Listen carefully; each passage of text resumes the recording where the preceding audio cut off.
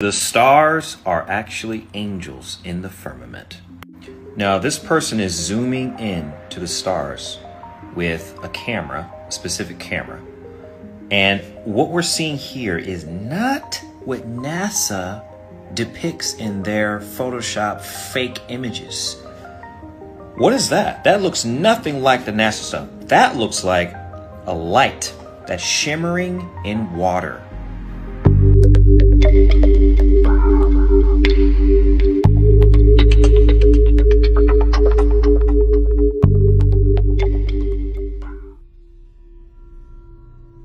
What's good, family?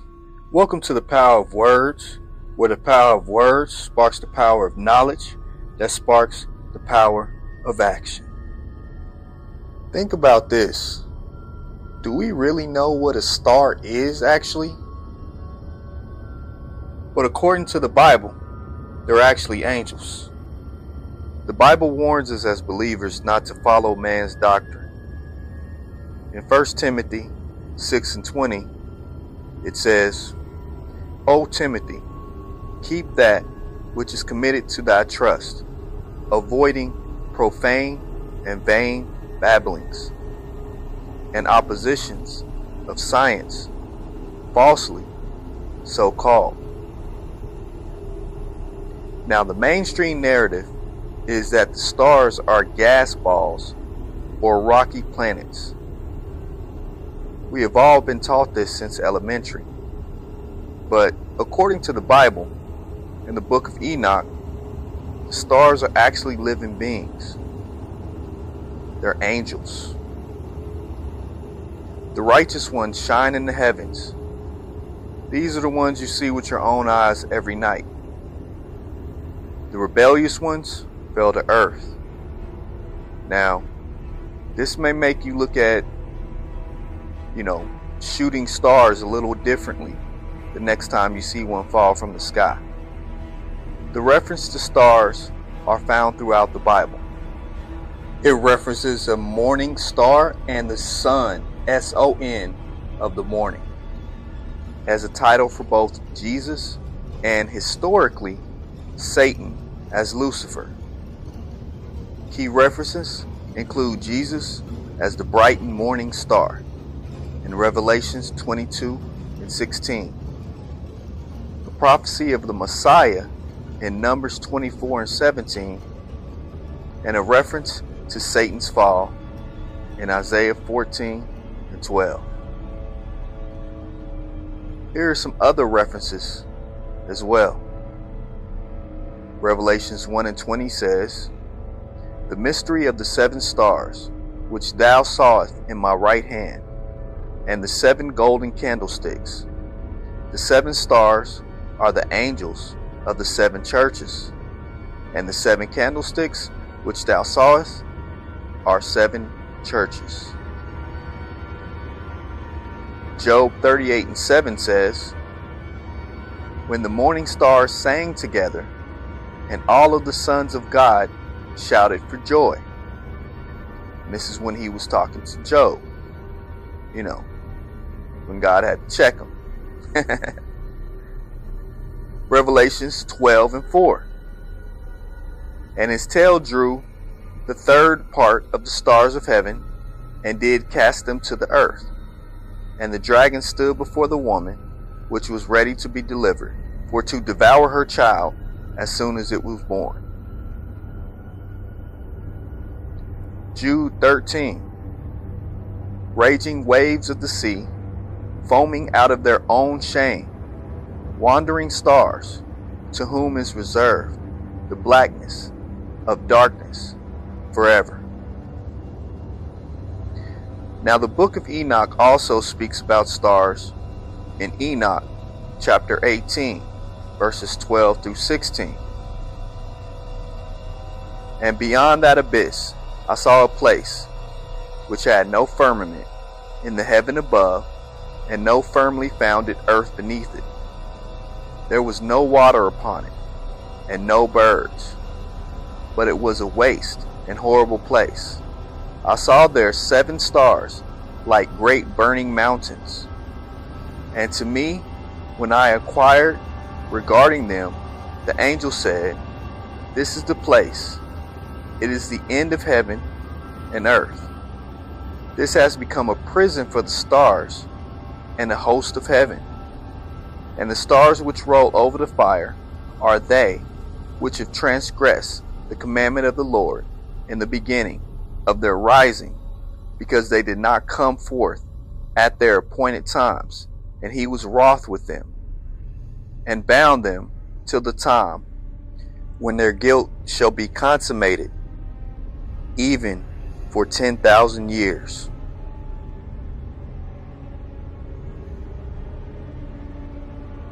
The truth is hidden in plain sight. The stars you see at night are not just decorations. They're spiritual beings. Planets, or wandering stars, are under judgment. Psalms 147:4 says, "He telleth the number of the stars. He calleth them all by their names."